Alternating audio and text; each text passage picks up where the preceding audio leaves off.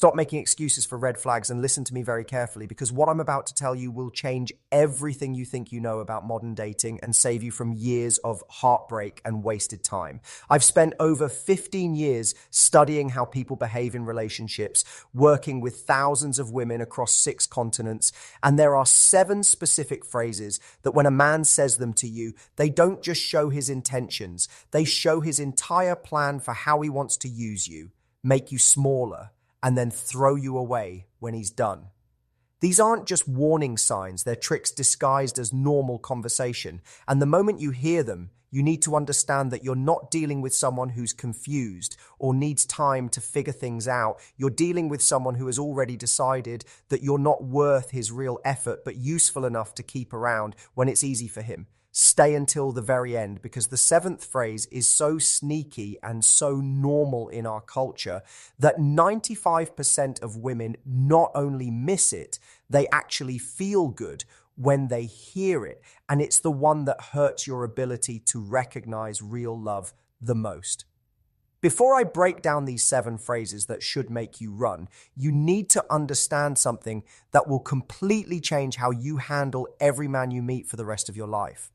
Most women have been taught by movies, by friends, by family to believe that love means being patient, understanding, and always looking for the good in someone instead of seeing what's really there.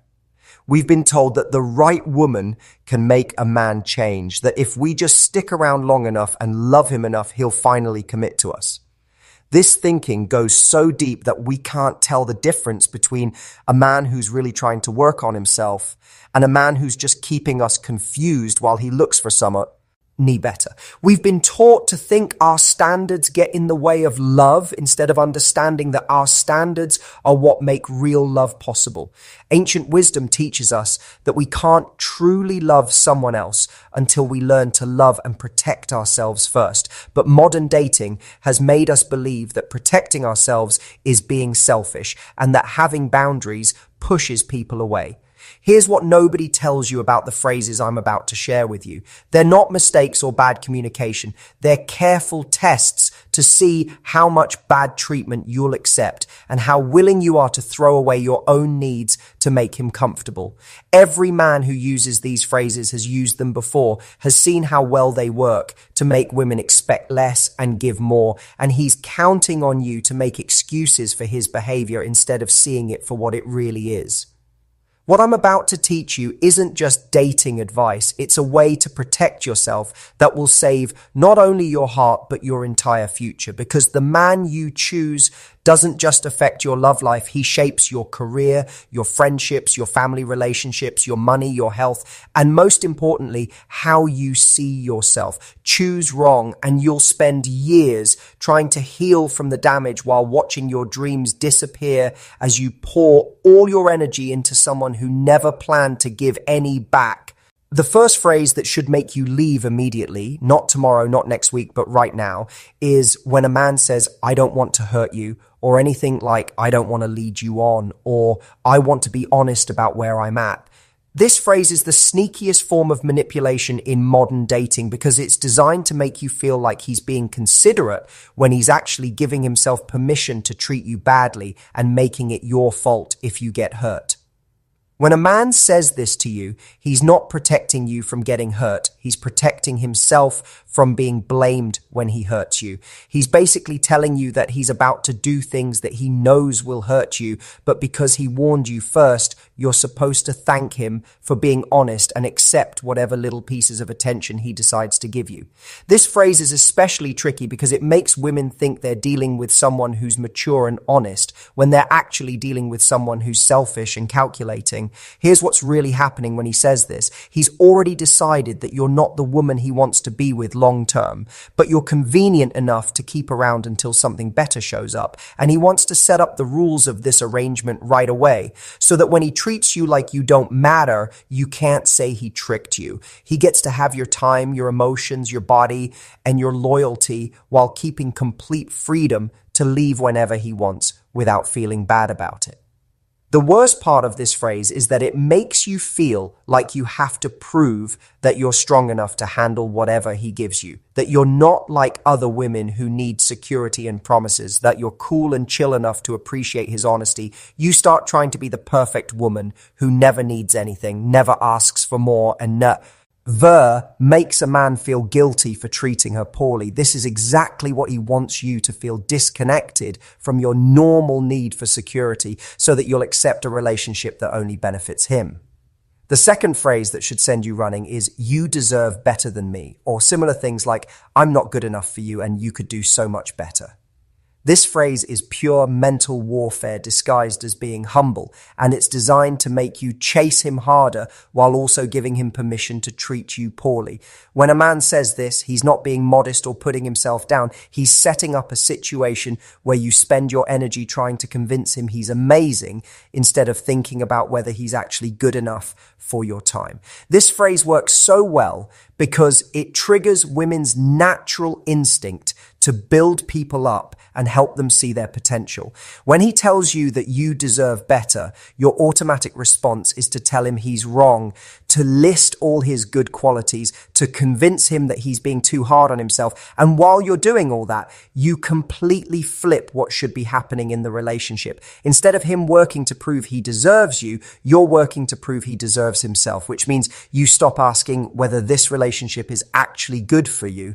What makes this phrase so dangerous is that it's often true he's right. You do deserve better than what he's giving you, but he's betting that you'll be so busy arguing with him that you'll never stop to think about whether you actually agree with him. He's literally telling you that he's not going to give you what you deserve, but he's saying it in a way that makes you want to argue against your own best interests. This is manipulation at its smartest level because it uses your kindness and loyalty against you. Men who always use this phrase have learned that it's much easier to get women to expect less than it is to actually step up and be better. They've figured out that by acting damaged or unworthy, they can avoid the work of being a good partner while still getting all the benefits of your investment in them.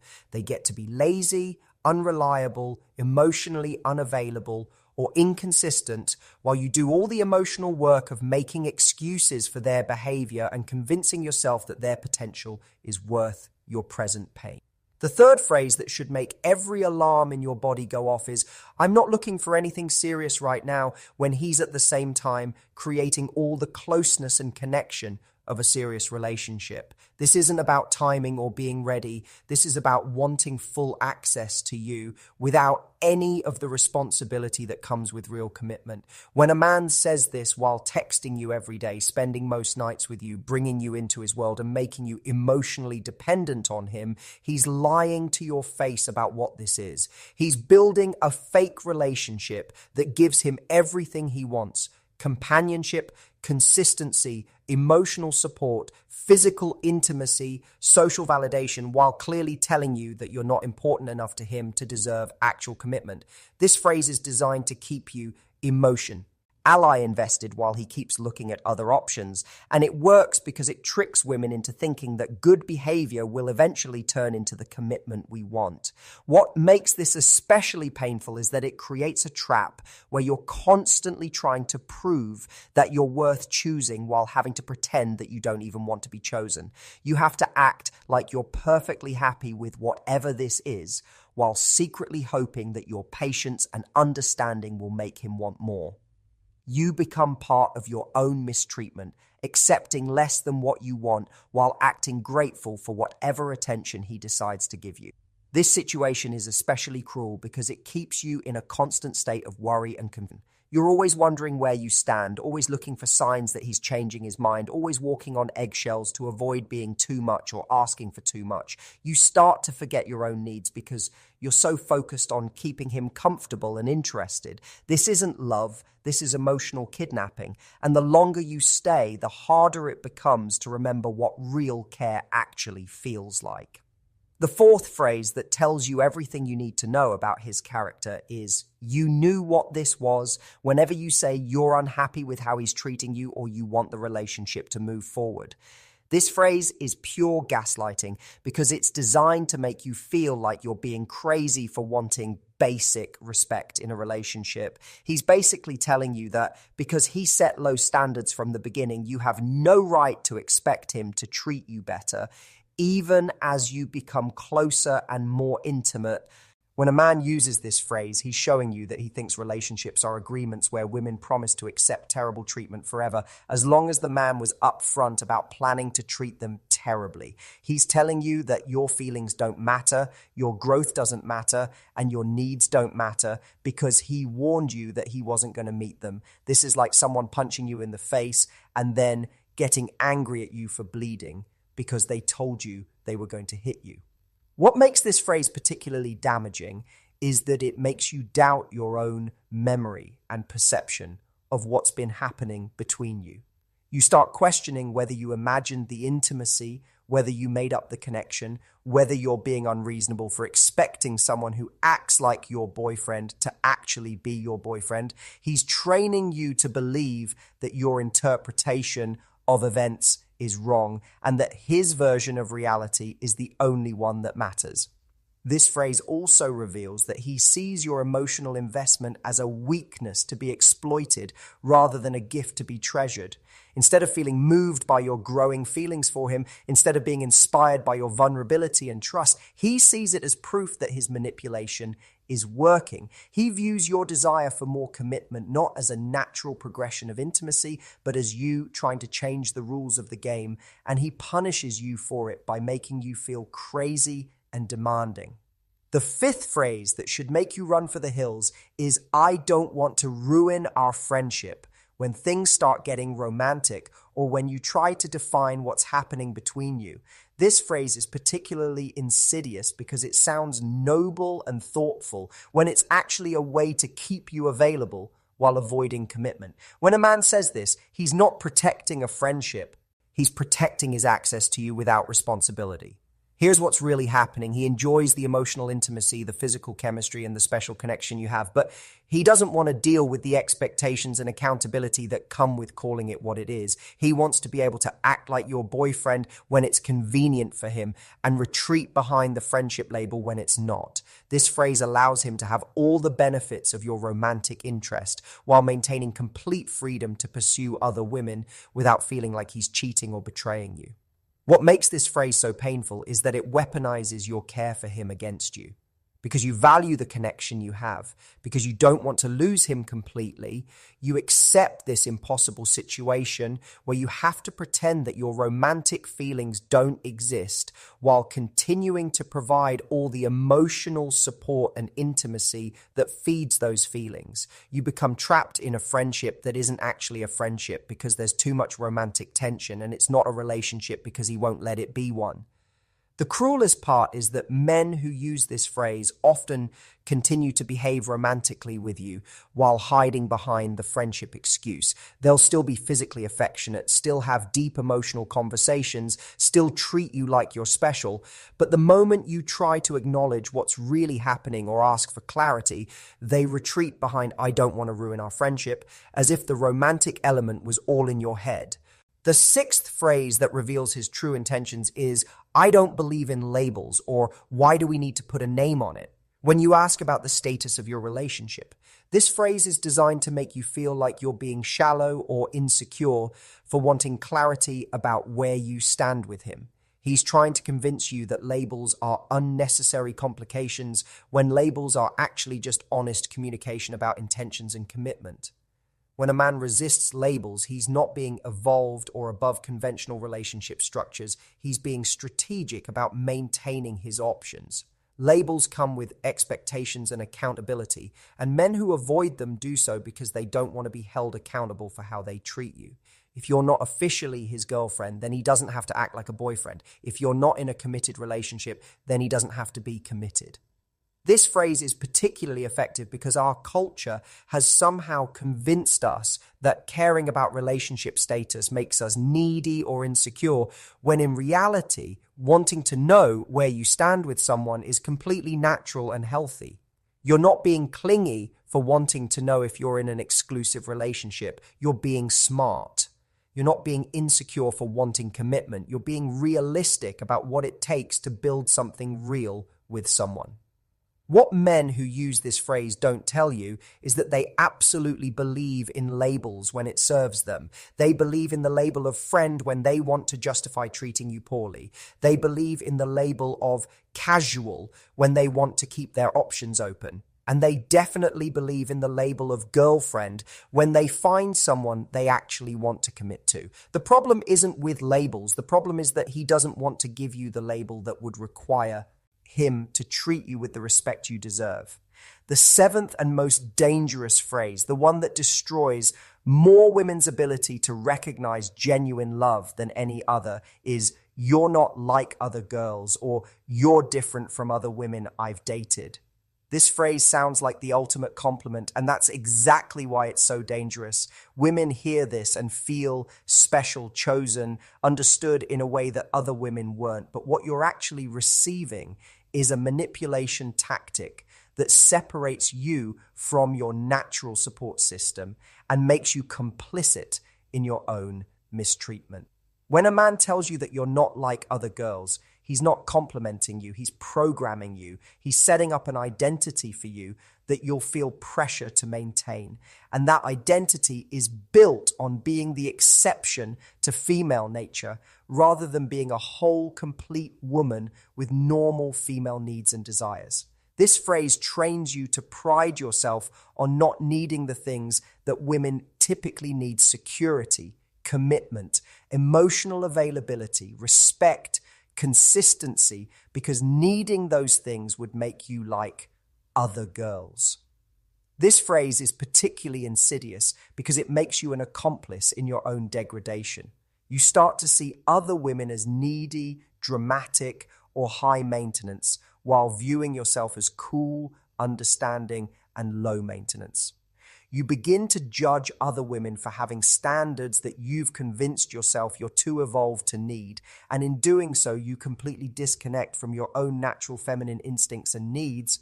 What makes this phrase so psychologically damaging is that it creates an identity that's entirely dependent on not being feminine in the ways that might inconvenience him. You become proud of not asking for commitment, proud of not expressing jealousy, proud of not needing reassurance, proud of not having boundaries, proud of being okay with treatment that would make other women leave.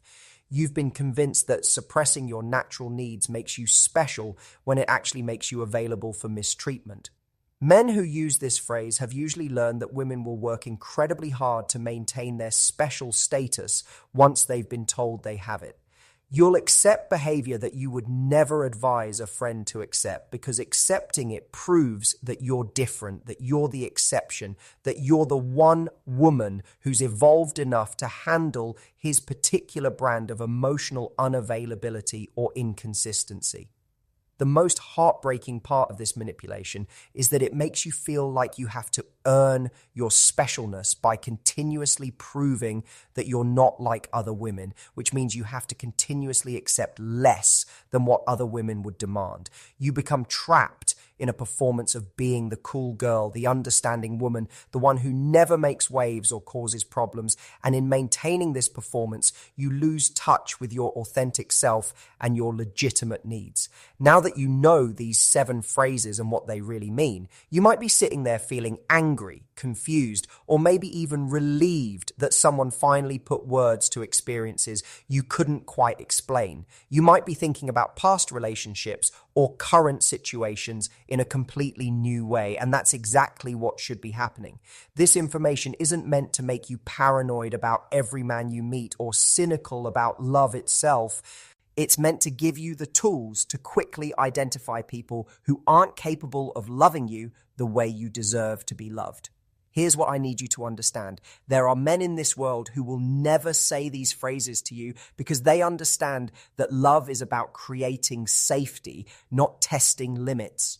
There are men who see your sensitivity as emotional intelligence, who deliver hard truths with kindness because they actually care about your feelings, who respect your boundaries because they understand that boundaries create intimacy, who commit to you clearly and happily because they recognize your worth, who celebrate your growth because they know that your expansion makes the relationship stronger, not weaker. These men exist, but you'll never recognize them if you're busy trying to make excuses for men who don't value you. You'll never attract them if you're settling for treatment that goes against every instinct you have. You'll never build something beautiful with them if you're exhausting yourself trying to fix someone who has no interest in becoming fixable. Start trusting your first instincts instead of talking yourself out of them. If something feels wrong in the first few weeks of getting to know someone, it probably is. If you find yourself making excuses for someone's behavior or trying to convince yourself that their words didn't mean what you know they meant, pay attention to that. If you notice yourself changing your personality, your goals, or your standards to make room for someone else's comfort, that's important information about what's happening. Here's the final truth I want to leave you with. You are not responsible for healing people who hurt you. You are not responsible for teaching people how to love you correctly. And you are not responsible for staying in situations that make you smaller just because someone else isn't ready to grow. Your job isn't to be so understanding, so patient, so forgiving that you disappear in the process. Your job is to be authentic, to honor your needs, to trust your instincts, and to create a life that feels good to you. The love you're looking for is looking for you too, but it can only find you when you stop